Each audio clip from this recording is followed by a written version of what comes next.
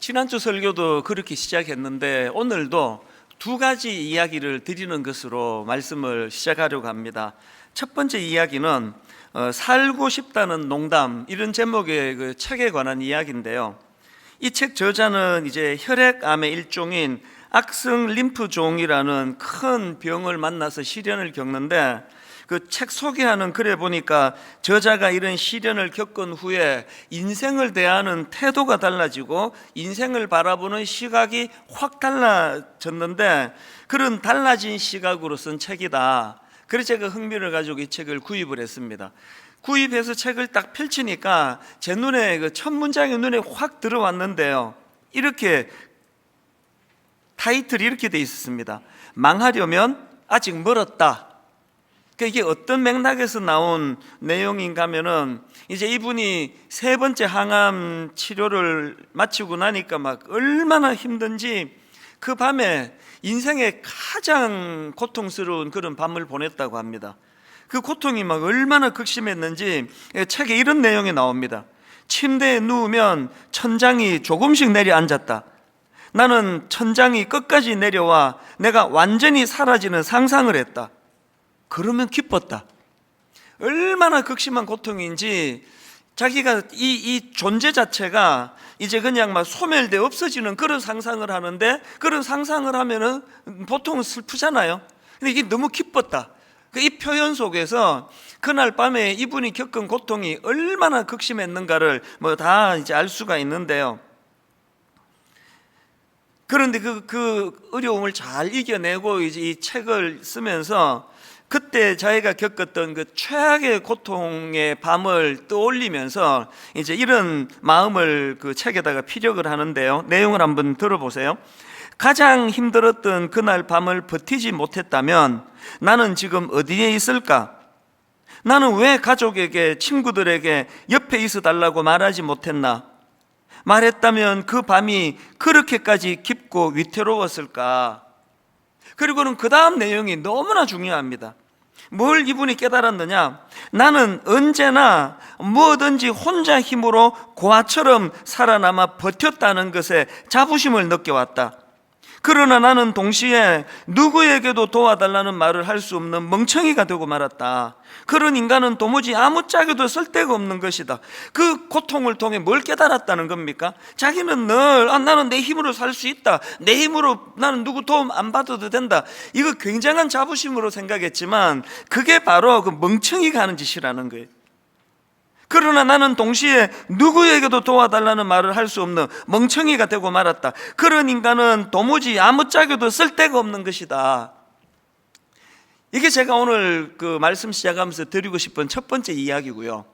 두 번째 이야기는 그 백종원의 골목식당이라는 프로입니다. 제가 이 프로를 즐겨보는 이유는요, 아주 손님도 없고 적자 보고 망해가던 그런 가게가 이제 전문가가 도와줘가지고 메뉴도 개발하고, 그래서 막 흑자로 막 사람들이 줄을 서서 들어오고 이런 결과가 일어났다. 거기에 제가 감동을 받는 건 아닙니다. 그거는 그저 그 부산물이고요. 제가 그 프로를 보면서 늘 감동을 받는 게 뭐냐 하면은, 완전히 의욕을 상실해버린 식당 주인. 이래도 안 되고 저래도 안 되고, 그래서 이제 폐업 밖에 이제 할 게 없나? 대부분의 골목 식당의 초반부에 보면은 의욕을 상실해. 청소도 안 해요. 막 지저분하게 해놓고 그냥 멍하게 그냥 앉아 있는 이런 장면을 여러 번 제가 봤는데요. 그 프로에서 제가 감동을 받는 게 뭐냐 하면, 그렇게 전문가가 와서 또 막 꾸짖기도 하고 메뉴를 바꾸라고 권하기도 하고, 그렇게 해가지고 이제 그 의욕을 상실했던 식당 주인이 의욕을 회복하는 거예요. 청소부터 새로 시작하고 메뉴 개발하려고 막 여기저기 다녀보고 막 의욕을 회복해서 너무나 활기차져가는 그 모습을 볼 때마다 저는 마음에 늘 감동을 받습니다. 이번 여름에도 그 포항에 있는 어떤 식당에서 이제 이 프로가 진행이 됐는데요. 이제 그 식당 주인이 막 얼마나 의욕을 갖고 메뉴를 개발하려고 애를 썼는지 노트를 보여주는데, 그 백종원 씨가 울컥하더라고요. 노트가 무려 9건이에요. 거기에 100가지가 넘는 메뉴를 스스로가 노력하고 개발하고, 그래가지고 그 중에 하나가 지금 완전히 히트를 치고 있는 거거든요. 저는 목회자니까 그 프로를 볼 때마다 마음에 가책을 느껴요. 이게 교회가 아닌가? 세상에서 이리 치이고 저리 치이고 이렇게 상하고 저렇게 무너져 낙심해 있던 성도들이, 우리 청년들이 바로 하나님 앞으로 나와서 다시 의욕을 되찾고 활력을 되찾고, 이게 바로 교회가 아닌가, 이런 역할을 지금 제대로 하고 있는가, 그런 자성의 생각을 가지면서 그 프로를 볼 때가 참 많습니다. 더군다나 지금 다음 세대인 이 청년들이 어려워도 이만저만 어려운 게 아니라는 겁니다. 언젠가 제가 그 머리 기사 하나를 보고 너무 마음이 아파가지고 그 기사를 제가 이렇게 복사해서 보관해 둔 적이 있는데요. 머리 기사가 이렇습니다. 학업, 취업 스트레스, 20대 정신질환 증가율 가장 높다. 제가 충격을 받은 게, 이 주요 정신질환, 그러니까 공황장애, 불안장애, 우울증, 조울증, 이런 주요 정신질환 모두가 다 우리나라 20대 환자 증가율이 20대가 가장 높다는 거예요. 이 말이나 되는 소리입니까? 청년 시절에는 꿈에 부풀고 막 꿈을 향해 달려가고 그 우울할 정신이 어디 있습니까? 그런데 놀랍게도 저 기사를 보면서도 믿어지지가 않는 게, 이런 그 주요 정신질환 환자 증가율이 가장 높은 세대가 20대라고 하는, 이게 지금 우리나라입니다. 이게 우리 사회거든요. 왜 우리가 1년에 한 번, 그것도 새생명축제가 끝나자마자 청년주일로 그렇게 매년 지킵니까? 왜 이날만이라도 우리 청년들 왜 좀 기도하자고 그렇게 호소를 합니까?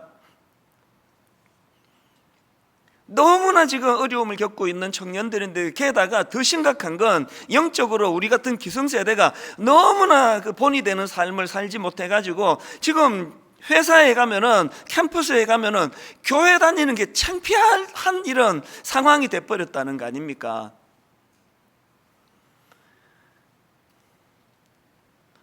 지난주에도 제가 말씀을 드렸지만 저의 20대도 되게 힘든 그런 시간을 보냈다고 말씀을 드리지 않았습니까? 이민 가가지고 그 미국 생활에 적응을 못해서 정말 극심한 고통에 빠져 초반부에 주로 많이 힘들었었는데요. 그때 저를 살려준 게 교회라고 그랬지 않습니까?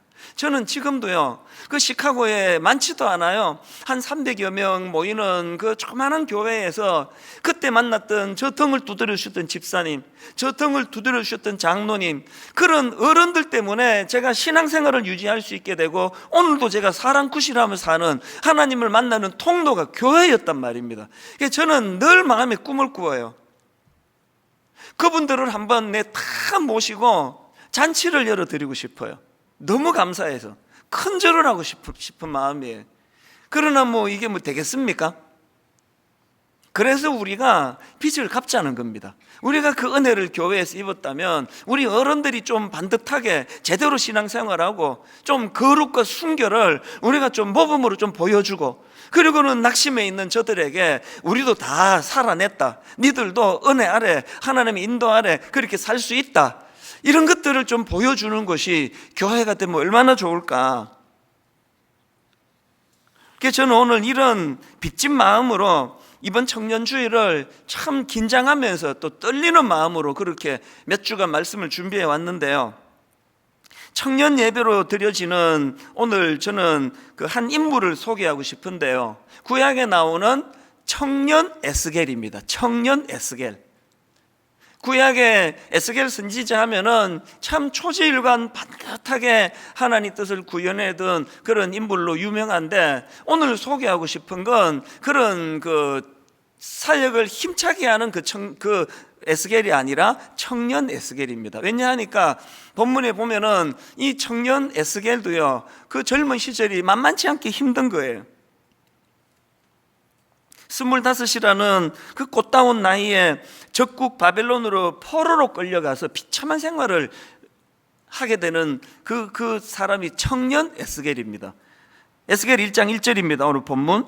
30째 해 넷째 달 초닷새에 내가 그발 강가 사로잡힌 자 중에 있을 때에, 이게 굉장히 비참한 상황 아닙니까? 25 꽃다운 나이에 포로로 끌려와가지고 지금 5년의 세월이 흘렀지만 달라진 게 하나도 없습니다. 그 노역에 얼마나 정신적으로, 육체적으로, 영적으로 마음의 부대낌과 힘든 시간을 보냈겠냐고요. 사실 이 1절 말씀은 그런 인간적인 각도로 보면 참 에스겔의 비참한 모습을 다 담고 있는 표현입니다. 그발 강가 사로잡힌 자 중에 있을 때에, 그런데 1절 말씀이 신비로운 게요, 또 저 각도로 보면은 놀라운 희망을 또 볼 수 있는 게 이게 또 1절입니다. 이 각도로 보면은 절망의 말씀인데 저 각도로 보면은 희망의 말씀입니다. 자, 제가 초점을 달리해서, 포인트를 달리해서 1절을 화면에 다시 띄워드리려고 했는데요. 자, 1절을 다시 한번 보세요. 초점을 바꾸어 수 있습니다. 30째 해 넷째 달 초닷새에 내가 그발 강가 사로잡힌 자 중에 있을 때에 하늘이 열리며 하나님의 모습이 내게 보이니, NIV 영어 성경을 이 부분을 보니까요, I saw visions of God. 청년 예배이기 때문에 영어가 좀 나옵니다. 물론 그들이 내 영어를 알아듣는다는 보장은 없지만 하나님의 시각으로, 하나님의 시선으로 볼 수 있도록 1절에서 하나님이 에스겔을 배려하고 있는 겁니다. 무슨 의미를 가질까요? 그저 인간적인 눈으로만 바라보면 자기는 비참한 존재예요. 포로예요. 그리고 희망이 보이지 않습니다. 5년의 세월을 끌고 있는데 언제 이 포로 생활로부터 내가 자유할 수 있을지 모르는 상황인데요, 또 저 각도로 보면은 하나님의 시각, 하나님의 관점으로 네 겪고 있는 그 상황을 바라보면 완전히 다른 해석을 할 수 있다.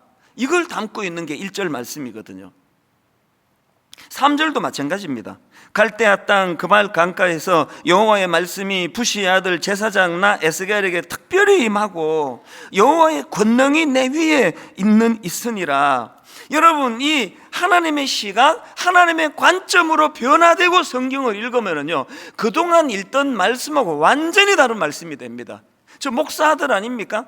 어릴 때부터 성경 안 읽으면 밥도 먹지 마라, 성경 안 외우면 한 구절 안 외우면 용돈 없다, 그렇게 말씀 그렇게 자랐지만요, 제가 말씀에 눈을 제대로 뜨게 된 건 83년도에 시카고에서 인생의 밑바닥을 헤맬 때, 그야말로 그발 강가에 포로처럼 그렇게 비참하게 지내던 그 과정을 거치고 나서 성경이 제대로 읽히더라는 겁니다. 오늘 여러분, 이 에스겔처럼 앞도 막히고 옆도 막히고 뒤도 막히고 너무 답답하고 너무 막막한 이런 상황에 놓여 있는 분 계세요?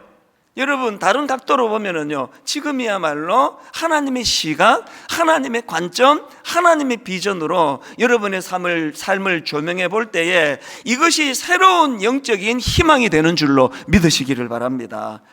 이런 맥락에서 저는 이제 오늘 이 청년 에스겔을 중심으로 해가지고 우리도 정말 에스겔처럼 이런 특별한 은혜를 누리기 위해서 우리가 해야 될 한 3가지 기도 제목이라 그럴까요? 한 3가지를 좀 나누고 싶은데요, 우리가 반드시 은혜 받기 위해서는, 고난의 이 세월을 허송하지 않기 위해서는 반드시 회복해야 될 3가지가 있는데요, 첫째가 뭐냐? 정체성을 확립하는 겁니다. 하나님의 사람으로서의 정체성 확립하기. 제가 주목하는 포인트가 하나 있는데요, 자, 3절을 다시 한번 보시겠습니까? 갈대아 땅 그발 강가에서 여호와의 말씀이 자기에게 임했는데, 자기를 어떻게 소개하느냐? 부시의 아들 제사장 나 에스겔에게 특별히 임하고, 지금 자기를 부시의 아들 제사장 나 에스겔 이렇게 소개하는데요, 구약에서 제사장은 출생으로 결정이 됩니다. 에스겔은 사독 지파 계열의 제사장으로 태어났습니다. 이것이 그의 정체성이에요. 태어날 때부터 그의 정체성입니다.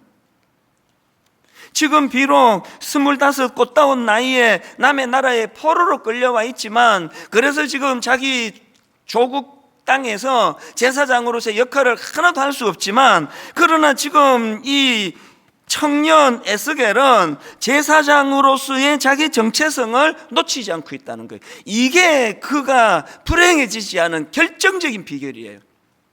제가 이 설교를 준비하는데요, 전율이 느껴지는 신문 기사 하나를 봤습니다. 기사 제목이 이렇습니다.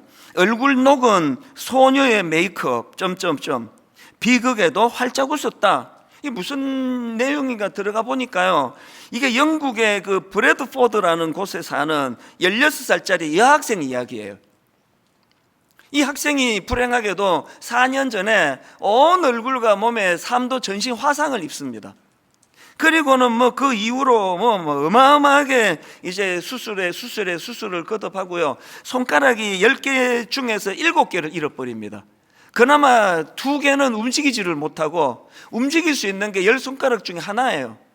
그런데 이 영국 소녀가 왜 지금 세계적으로 화제를 일으키고 있는가 하니까요, 그렇게 화상으로 얼굴을 잃어버린 이 어린 소녀가 화장을, 너무나 아름답게 하는 화장을 자기가 찍어서 공개를 했는데 지금까지 조회수가 1,500만 건이 넘어요. 사진을 제가 좀 화면으로 부탁을 드렸는데요, 화상으로 얼굴을 저렇게 그냥 다쳐버렸습니다. 그 앞에 그 사진을 한번 보여주시겠습니까? 저렇게 예쁘고 아름다웠던 얼굴이 또 그 다음 사진도요, 화상으로 저렇게 그냥 일그러져 버렸는데 이제 화장을 하는 장면이 저기 동영상이에요. 그 다음 사진 한번 보여주시겠습니까? 동영상으로 화장하는 그냥 여느 보통 사춘기 16살, 우리나라 나이로 하면 17이나 18살쯤 됐겠죠. 만으로 16세니까 너무나 아름답게 화장을 하는 그 모습을 너무 자연스럽게 공개를 하니까 지금 1,500만 명이 넘는 사람들이 저 영상을 보면서 감동을 받는 거거든요. 그 여학생이 이런 말을 했습니다. 화상이 나를 더 나은 사람으로 만들었다. 내면적으로 나는 완전히 괜찮다. 예전보다 훨씬 더 자신감과 자기사랑, 용기를 갖게 되었다. 당당하게 자기 얼굴을 공개하는 그 기사를 제가 보면서 오늘 본문에 청년 에스겔이 떠오른 겁니다. 왜 떠올랐을까요? 공통점이 있기 때문이에요. 어떤 공통점입니까? 지금 화상으로 얼굴과 외모의 아름다움은 잃어버리는지 모르지만 그럼에도 불구하고 자기 정체성, 나는 한 인간으로서의 존엄함과 나는 한 인간으로서 내 정체성을 난 잃지 않았다. 화상을 입었다고 내 존재가 뭐 어떻게 되는 거냐? 당당하게 얼굴을 공개하는 게 이 어린 청소년 여학생이 갖고 있는 자기 정체성이거든요. 똑같이 에스겔이 지금 비참하게 적국인 바벨론의 포로로 끌려와 있지만 여전히 자기는 하나님이 택하신 부시의 아들 제사장이라는 거예요. 비록 그 역할을 수행할 수 없다 할지라도 나는 여전히 하나님이 선택하신 하나님의 사람이라는 겁니다.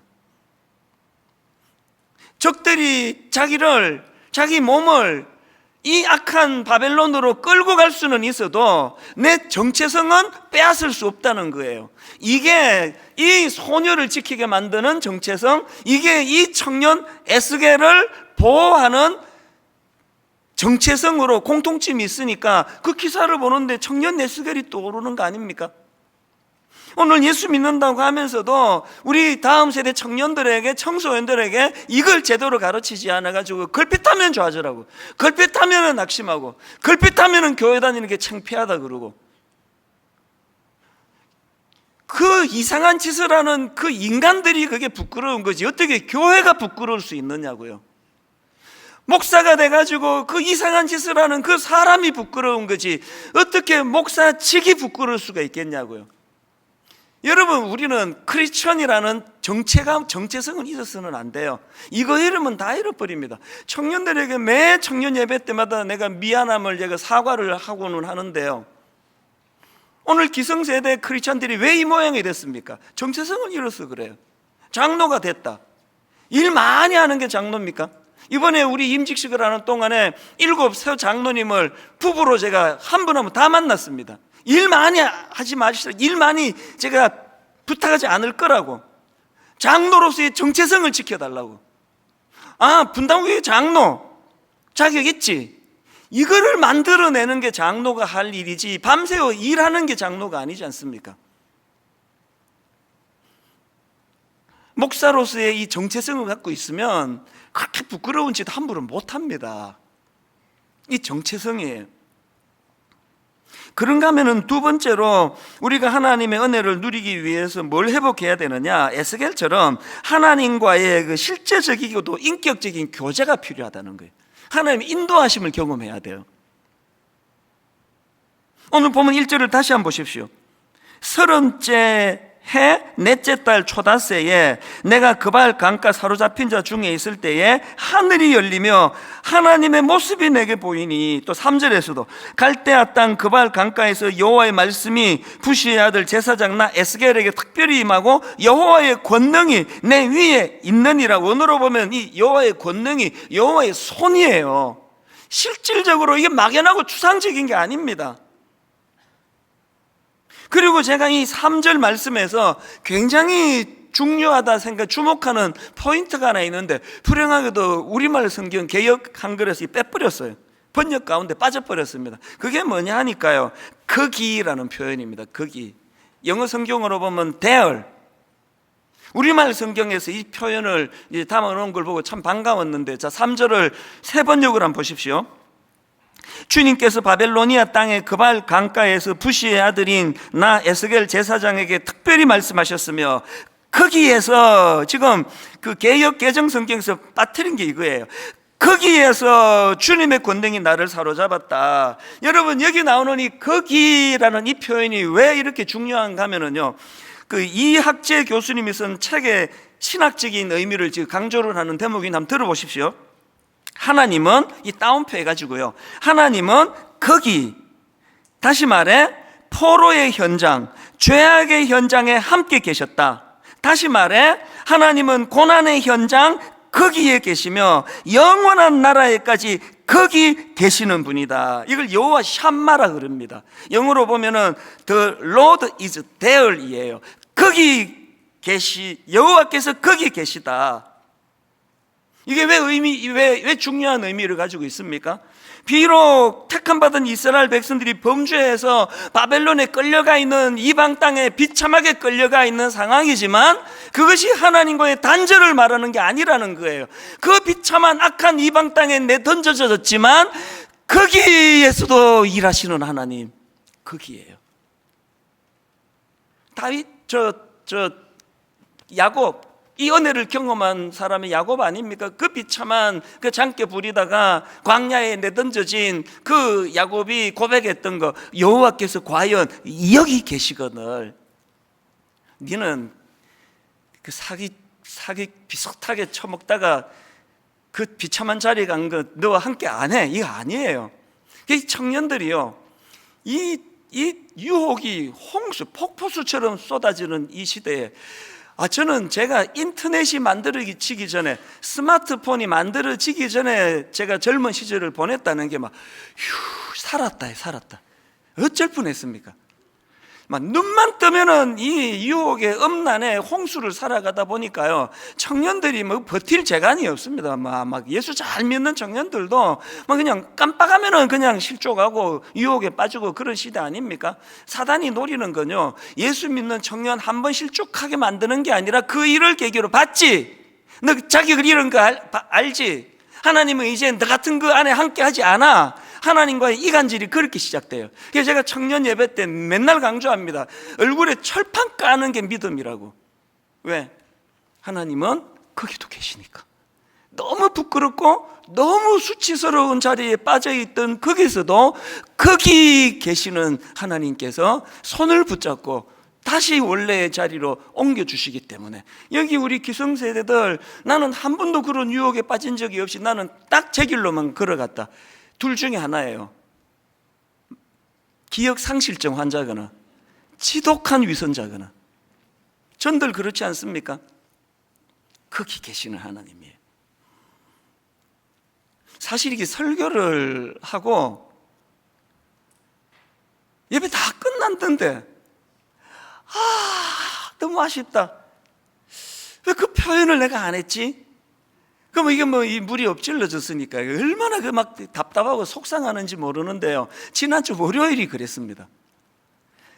그날도 아침에 제가 이제 한참을 이제 걷다가 무슨 생각이 들었냐니까, 제가 지난주 이 찬양을 불러드렸잖아요. 나는 길 잃은 나그네였네. 죄 중에 헤매이는데 사랑의 왕 내 목자 예수 나를 집으로 인도하네. 이 찬양을 불러드렸잖아요. 여러분 보니까 그거 불렀나? 제가 월요일날 막 너무너무 안타깝고 막 원통했던 게요, 이게 이렇게 끝나면 안 되고 그 다음을 불러야 되는데 제가 그 영상으로 보니까 그 뒤를 빼먹었더라고요. 진실로 선함과 그 인자하심이 날마다 함께 하시리라. 이거를 내가 빠뜨려 가지고 계속 마음이 찜찜하고, 이게 진짜 중요한 포인트인데 이거 왜 빠뜨렸을까? 막 계속 마음이 너무 답답한 거예요. 그런데 그렇게 답답해할 때 거기 계시는 하나님께서 놀라운 깨달음을 주셨어. 그거 다음 주 청년 예배 때 쓰라고 내가 아껴둔 거지. 아니 진짜예요. 갑자기 답답하던 내 마음에 평안이 물밀듯 밀려오면서 진짜 이게 적절하다, 너무너무 적절하다. 그래서 우리 오늘 청년 예배 때 제가 제대로 불러드릴게요. 나는 길 잃은 나그네였네. 죄 중에 헤매이는데 사랑의 왕 내 목자 예수 나를 집으로 인도하네. 같이 부르실까요? 진실로 선함과 그 인자하심이 날마다 함께 하시리라. 진실로 선함과 그 인자하심이 날마다 함께 하시리라. 이제 그 다음이요, 영원토록 이렇게 확 올라가기 때문에 이거 도저히 못 부릅니다. 여호와 샴마. 여러분 월요일 그 사건도 마찬가지잖아요. 하나님이 교회 안에서만 저를 지도하시는 분이 아니라 길을 걷고 있는데 이게 설교 시간에 너무 안타까워가지고 아니 왜 그걸 내가 빼버렸을까? 다시 해석하게 해주시고 기쁨으로 바꾸어 주시고, 거기 계시기 때문이에요. 교회 안에만 계시는 거 아닙니다. 이스라엘 땅 안에서만 갇혀 계시는 분 아니에요. 우리 청년들의 삶의 현장에서 억장이 무너지고 오죽하면은 그 중요한 정신질환, 20대가 지금 급증하고 있다는 이런 현실 속에서도 여러분 그것만 바라보지 아니하고 하나님의 시각으로, 하나님의 관점으로 해석할 때에 거기 계시는 하나님을 실제적으로 경험하게 될 줄로 믿습니다. 그런가 하면 마지막 세 번째, 이게 제일 중요한 건데요, 버텨내기예요. 여러분 에스겔이 어떻게 그 놀라운 그 은혜를 누리게 됐냐고요? 5년이라는 포로 생활 가운데 너무너무 억장이 무너지고 얼마나 아픔이 찾아오고 상처가 일어나고 수치심이 일어나고 하나님에 대한 의심이, 회의가 찾아오고 그 모든 것들이 그를 괴롭히던 그 상황에서도 에스겔은 버텨냈기 때문에 오늘 본문의 영광을 누리게 된 거거든요.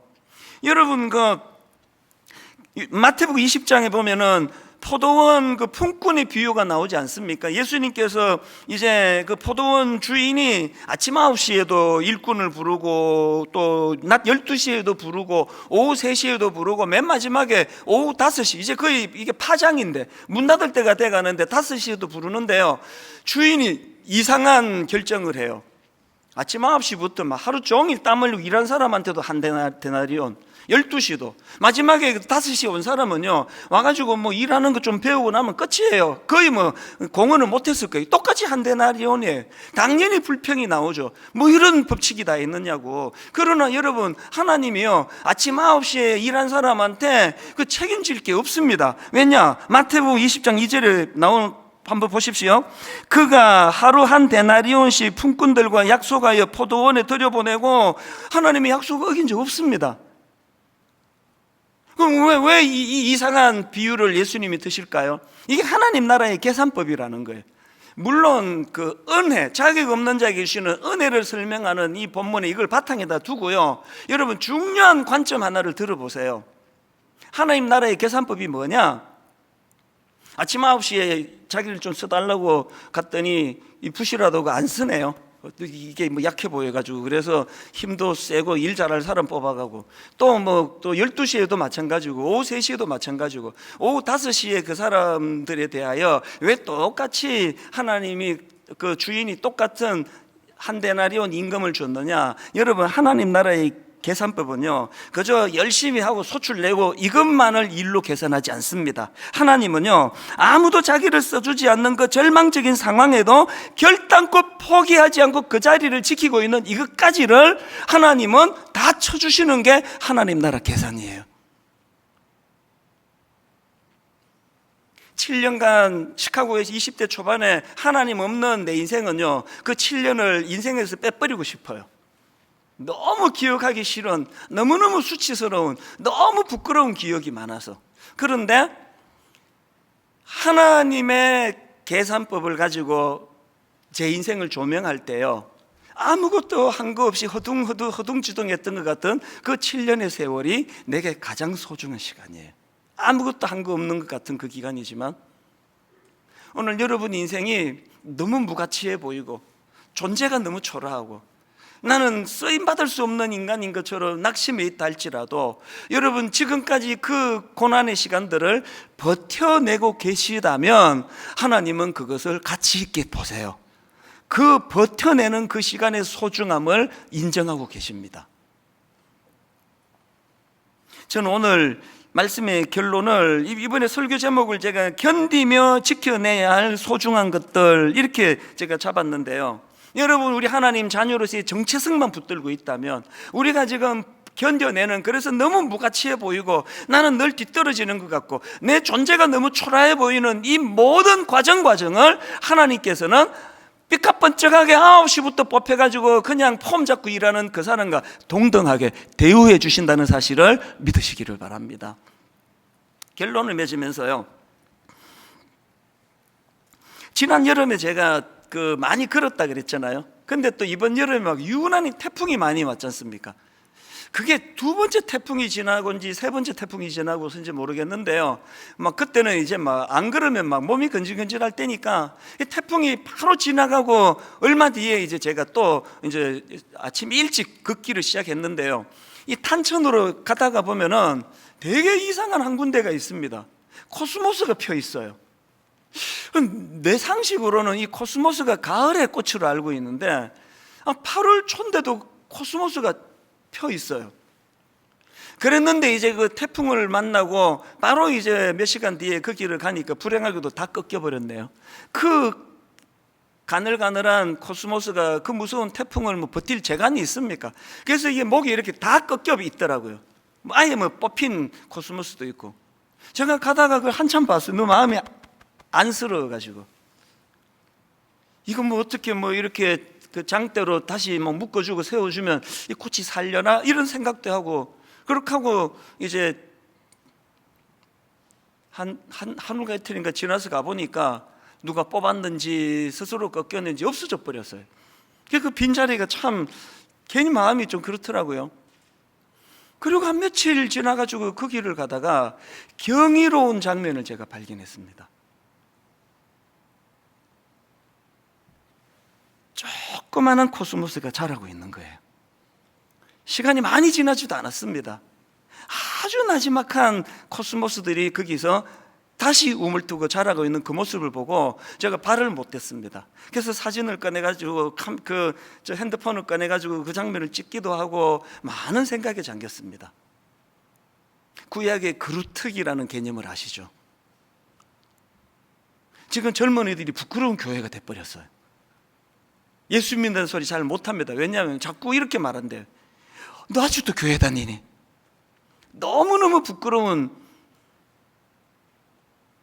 그런 어느 절망하지 않습니다. 왜? 청년들이 있으니까요. 그들이 다시 자라고 있습니다. 다시 그들이 아름답게 지금 가보면은 그 코스모스의 그 키높이와 그 크기로 멋지게 그 자리를 지키고 있거든요. 이게 하나님 나라의 원리인 줄로 믿습니다. 오늘 우리 청년주의를 맞이해서 교회가 부끄럽습니다. 왜 우리나라 목사님들은 이렇습니까? 우리나라 장로님들은 권사님들 왜 이렇습니까? 그러지 마세요. 여러분이 꺾여버린 코스모스 같은 이 시대의 교회를 여러분이 다시 일으켜주세요. 그래야 여러분의 다음 세대가 여러분이 겪는 고통을 겪지 않습니다. 이번 청년주의를 준비하는 과정에서 우리 기성세대 어른들이 여러 가지로 도왔습니다. 정말 감사하고요.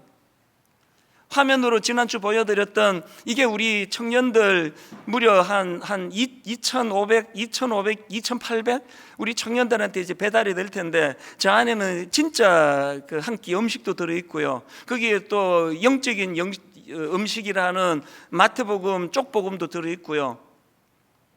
거기에 편지에 제가 담임 목사로서 제 이름으로 나가지만 그 제가 한 거 아닙니다. 우리 기성세대 성도님들이 십시일반으로 그래가지고 저것들이 이제 우리 청년들한테 배달이 되는데요. 이제 오늘부터 오는 주일까지, 다음 주일은 이번 주가 청년주일, 다음 주일은 행복한 시니어 주일, 우리 65세 이상 어른들을 축복하며 기도하는 주일로 다음 주를 준비하는데요. 다음 주일 어른들에게도 똑같은 내용은 달라요. 똑같은 의미의 가치를 담은 이 소포를 택배로 보내드릴 텐데요.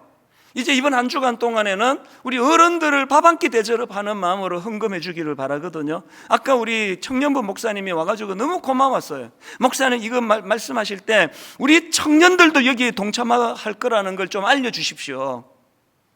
이번에는 청년들이 우리 어른들 밥 한 끼 대접하는 마음으로 큰 돈을 원하는 거 아니거든요. 이것이 세대와 세대가 단절이 되지 않은 아름다운 교회의 모습이 되는 줄로 믿습니다. 저는 오늘 이 설교의 결론으로 이 찬양이 저를 울컥울컥하게 하는데요. 우리 오늘 눈물로 한 알의 씨앗을 심는다. 그 다음 가사가 늘 마음이 아파요. 꿈꿀 수 없어 무너진 가슴에, 꿈꿀 수 없어 무너진 가슴에 저들의 푸른 꿈 다시 돋아나도록. 우리 가사를 기억하시면서 오늘 말씀을 생각하며 아버지, 태풍으로 꺾여버린 기성세대 코스모스 같은 이 현실이지만 하나님 다시 거기에 어린 삭시 돋아나고 새 코스모스가 자라나고 있는 줄로 믿습니다.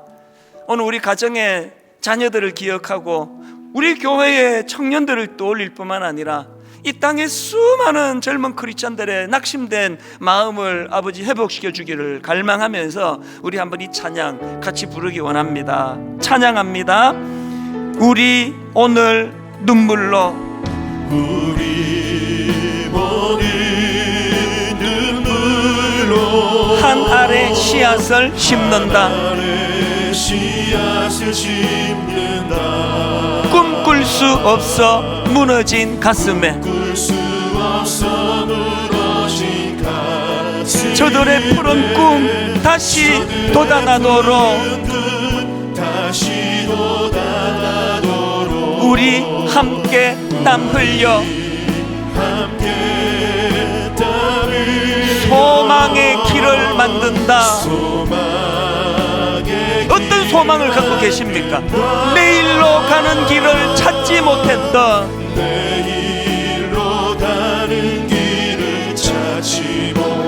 저들 노래하며 달려갈 그 길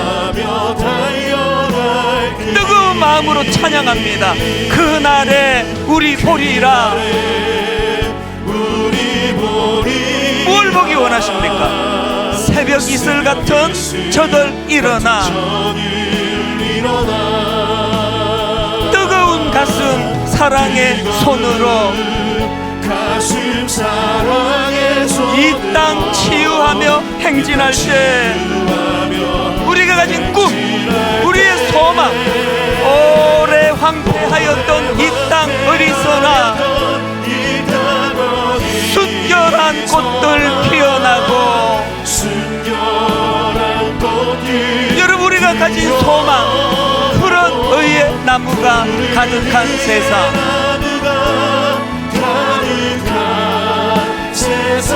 우리 함께 보리라.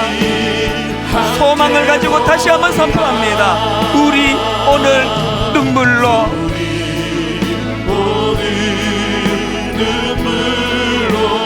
한 알의 씨앗을 심는다.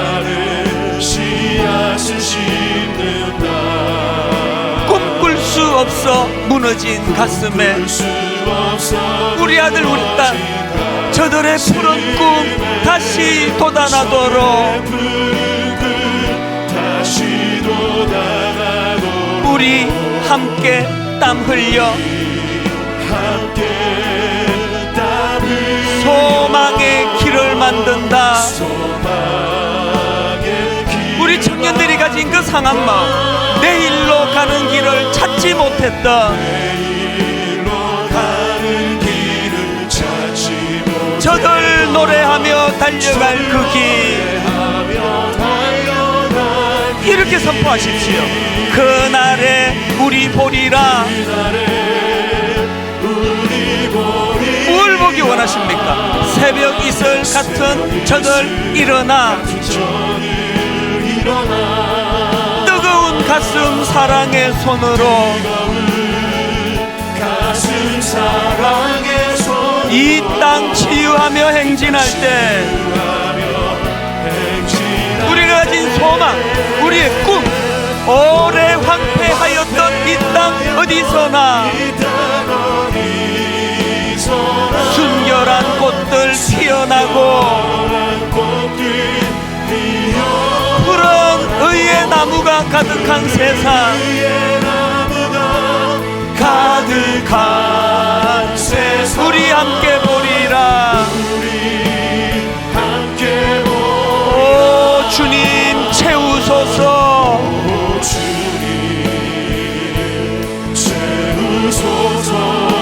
나의 잔을 높이 듭니다. 하늘 양식 내게 채워주소서. 넘치도록 채워주소서.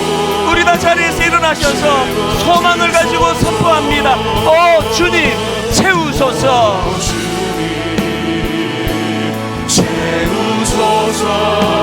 나의 잔을 높이 둡니다. 하늘 양식 내게 채워주소서. 내게 채워주소서. 넘치도록 채워주소서. 우리 소망을 가지고 기도하기 원합니다. 하나님 오늘 우리의 모습을 보면 인간적으로 보면 태풍에 꺾여버린 코스모스 같습니다. 교회를 신뢰하지 않습니다. 교회가 이 시대의 대안이라고 아무도 말하지 않습니다.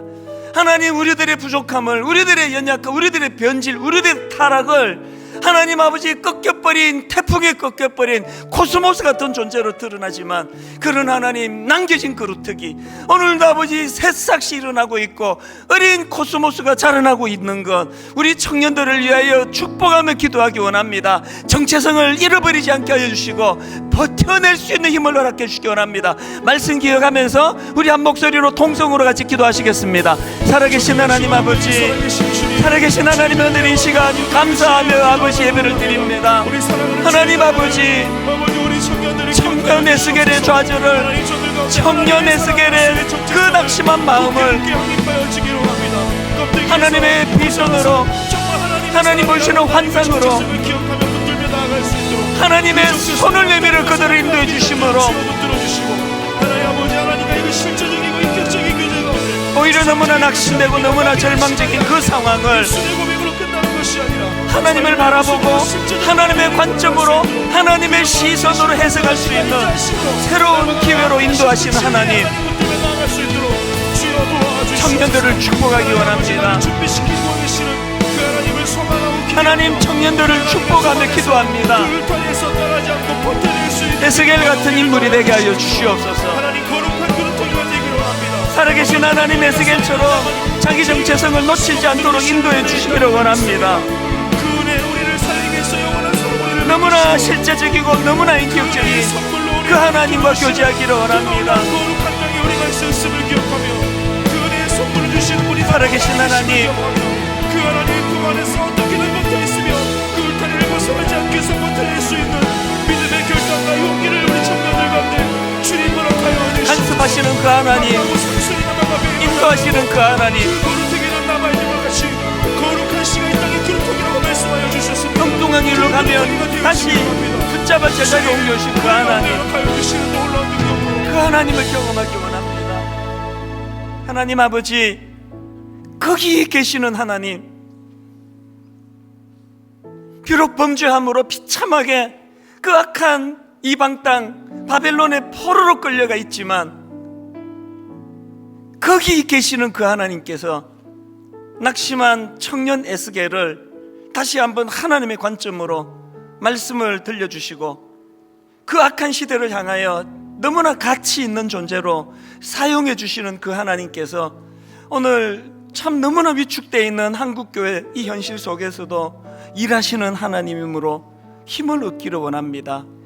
태풍에 꺾여버린 코스모스 같이 때로는 위축이 되지만 하나님 오늘도 어딘가에서 자라고 있는, 어딘가에서 준비되고 있는 다음 세대 청년들을 바라보며 기왕의 하나님, 그 청년이 우리 아들이기를, 우리 딸이기를 원합니다. 기왕의 하나님, 그 청년이 우리 교회에서 자라나게 되기를 원합니다. 모든 교회들마다 이 꿈을 가지고, 이 소망을 가지고 단절되지 아니하시는 하나님의 역사를 이어나갈 다음 세대를 축복하며 그들을 위하여 투자하고 청년 시절부터 이 유혹이 폭포수처럼 쏟아지는 현실 속에 때로는 넘어지고 때로는 엉뚱한 곳에서 배회한다 할지라도 거기 계시는 그 하나님께서 그를 이끌어 원래의 자리로 되돌려 놓으시는 줄 믿사오니 젊을 때부터 그 은혜를 경험케 하여 주시고 이번 한 주간 세상살이 하는 가운데서도 거기 계시는 그 하나님의 인도하심을 너무나 세밀하게 받는 그런 한 주간이 되도록 주님 인도하여 주시옵소서.